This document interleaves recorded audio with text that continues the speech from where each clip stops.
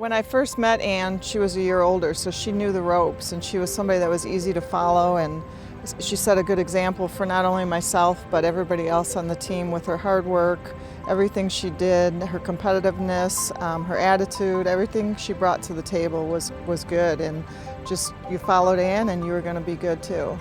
If we were at practice, she was super focused on having a great practice, being prepared for practice. And then once we were done with that, she was super focused on her studies. Just set a great example of how to be a Spartan athlete, you know, she just had the balance right. She had the personality balance right, the work ethic for school, the work ethic for the sport, and then could still, cut up and have fun.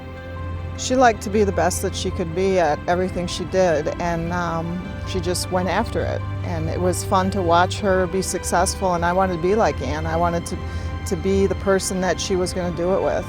So that dedication, commitment, and just 100% focus in the moment is really what I remember her for. I am so thrilled for her. I am so thrilled for her. I am so happy to say I knew her back when she was that completely untapped athlete that had such a bright future, and that she achieved, all the success that she had here. She has done so much for herself and Michigan State, and it's really rewarding to see her getting the honor of being in the Hall of Fame.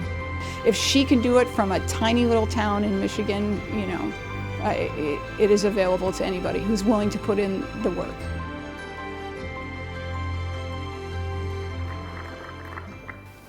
Wow, how do you talk after that? My good friends. Well, good evening, fellow Spartans. It is such an honor and a privilege and incredibly humbling to be here tonight, sharing the evening with great MSU athletes and in memory of Mike Sadler and Eric Allen. And it is exciting to be sharing the evening with the up-and-coming, outstanding athletes of MSU. Amazing talent and energy and spirit here tonight.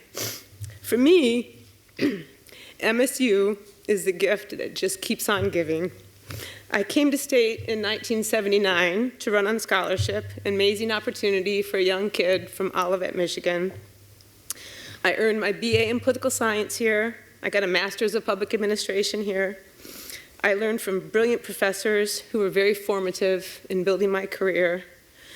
I met my dear husband here of 31 years, Pewe Khademian, also a Spartan. And we were married in the little chapel here on campus with our families and dear friends. My father, Rich Pewe, worked here for 15 years, retired here. And in fact, when I was asked about my first reaction about being inducted into the Hall of Fame, I said, I gotta tell my dad, he's gonna be so excited.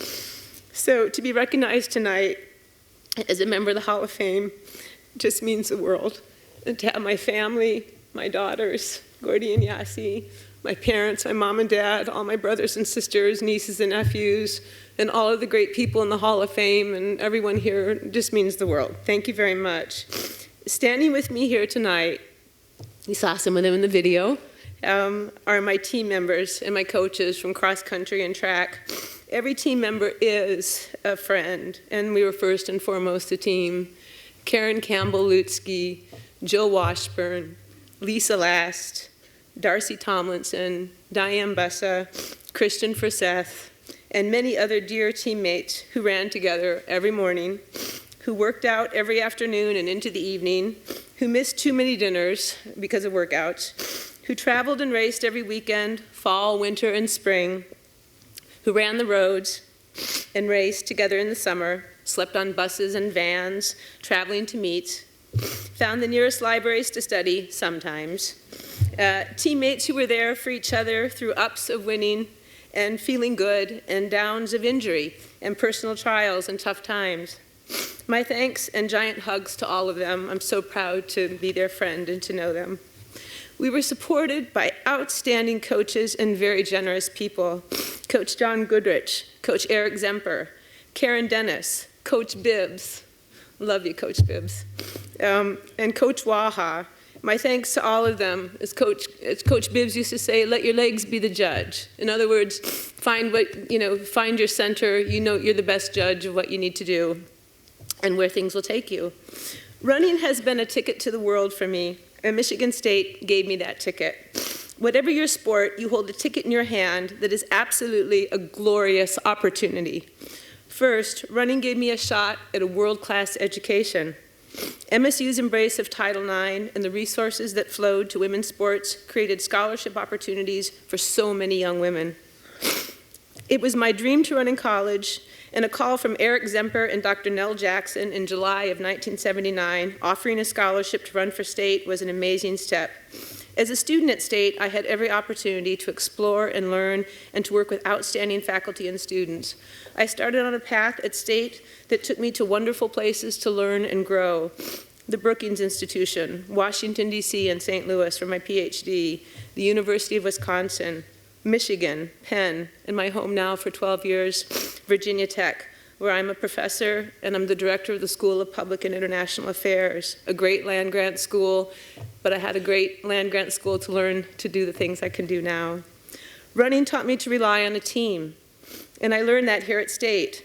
Every day, walking through Brody Hall, heading to Jennison Fieldhouse, or the track by the stadium, students were talking, chatting, studying, watching General Hospital. But we had practice, and we had each other. One particularly tough workout, Raby Road. Yes, we named the workout. It was really tough. I have vague memories of John Goodridge's yellow van stopping every half mile, yelling splits to us, and we were, it was tough. It was a tough workout. What was great was that we made it through together every day.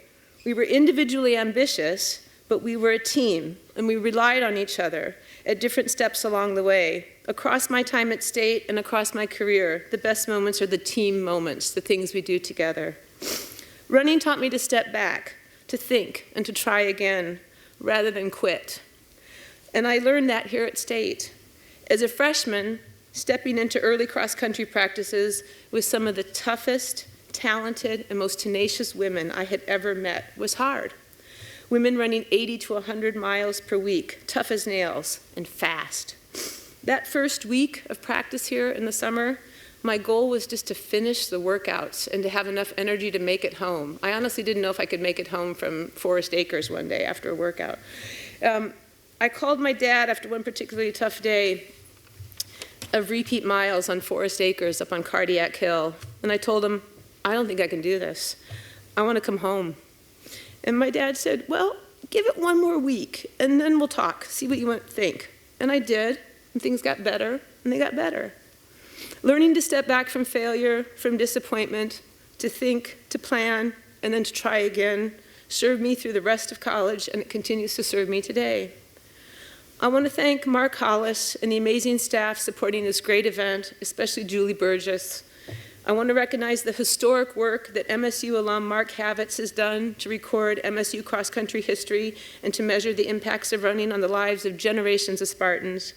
And I want to salute and congratulate Coach Walt Drenth and the cross-country and track coaches and the MSU men's and women's cross-country and track and field teams. Your successes are inspiring and exhilarating, and we can't wait to see you all run next. And the very best to all of the young athletes with a ticket in your hands and the opportunities to take you very far. Go Spartans.